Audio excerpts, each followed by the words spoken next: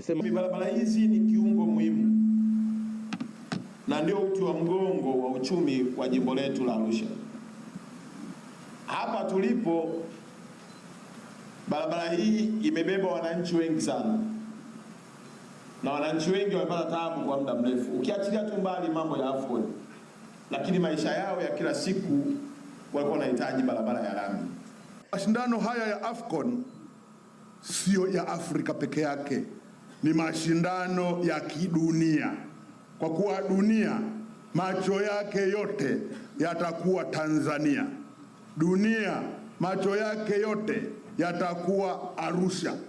Barabara hizo ni Mateves Bondeni kilomita 6.5, kilomita 1.5 kati ya hizo zitajengwa kwa njia 4 na kilomita 5 njia 2 kutoka barabara kuu ya Arusha Babati, na kilomita 1.5 barabara za kuzunguka uwanja.